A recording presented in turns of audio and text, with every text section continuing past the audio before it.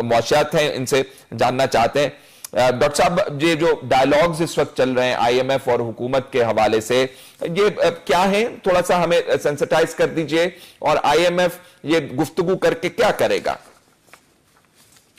دیکھیے، ایسا ہوتا ہے کہ جب پاکستان آئی ایم ایف سے قسط لیتا ہے تو وہ یہ دیکھتے ہیں کہ پاکستان نے قرضے کی جو شرائط آئی ایم ایف نے ہمارے اوپر لگائی تھی اس پر کس حد تک عمل ہوا۔ لیکن جب قسطیں پوری مل جاتی ہیں اور آئی ایم ایف کے پروگرام میں ہم نہیں ہیں، جیسا کہ آج کل ہے، تو وہ یہ دیکھتے ہیں کہ معیشت کی صورتحال کیا ہے، اس کو کہتے ہیں، وہ ریویو کرتے ہیں معیشت کی کارکردگی، اور اس کو اختیار حاصل ہے آئی ایم ایف کو کہ وہ جب قسطیں نہ بھی دے رہا ہو تو معیشت کی کارکردگی کو ریویو کریں۔ ہمارا جو ہے مقصد یہ ہونا چاہیے کہ ہم آئی ایم ایف کو بتائیں کہ اگر ان کا پچھلا پروگرام ناکام ہوا اور معیشت اس کی وجہ سے تباہ ہوئی تو اس میں آئی ایم ایف کی کتنی ذمہ داری تھی، ان کی کتنی غلط شرائط کو دخل تھا، اور آئی ایم ایف ہمیں بتائے گا کہ یہ جو معیشت خراب ہوئی ہے ان کے اس پروگرام کے دوران، یا میں اگر آپ سے یہ کہوں کہ 1988 سے اب تک جو یہ 30 سال تقریباً ہیں، اس میں جو آئی ایم ایف کے 10 پروگرام تھے تقریباً سب کے سب ناکام ہوئے، اور اس میں آئی ایم ایف کی تباہ کن شرائط کا بھی دخل ہے اور ہماری غلط پالیسیوں کا بھی۔ تو اس وقت تو وہ معیشت کی صورتحال کو ریویو کر رہے ہیں۔ اچھا ڈاکٹر صاحب، کیا یہ عین ممکن ہے، جیسے آپ نے ذکر کیا کہ آئی ایم ایف کی تباہ کن شرائط کی وجہ سے بھی ہماری معیشت کا بیڑا غرق ہوا،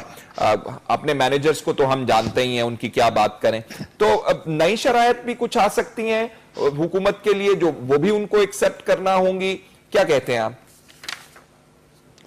دیکھیے، میں آپ سے یہ عرض کر دوں کہ جیسے میں نے کہا تھا، آئی ایم ایف کی شرائط بہت تباہ کن ہوتی ہیں، اور اس میں امریکہ کی جو اشارے ہوتے ہیں اس کا بھی دخل ہوتا ہے۔ تو میرا اپنا اندازہ یہ ہے کہ جس وقت یہ حکومت کا الیکشن قریب ہوں گے اس وقت آئی ایم ایف سے تھوڑی بہت بات چیت شروع ہوگی، کچھ شرائط بات ہوں گی کیئر ٹیکرز کی، لیکن حتمی فیصلہ جو ہوگا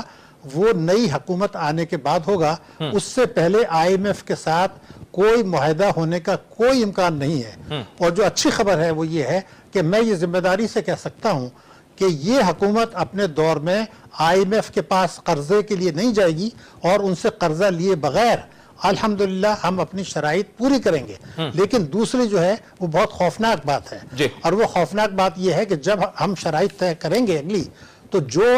ہمیں بتایا جا رہا ہے وہ یہ کہیں گے کہ روپے کی قدر کو تیزی سے گراؤ،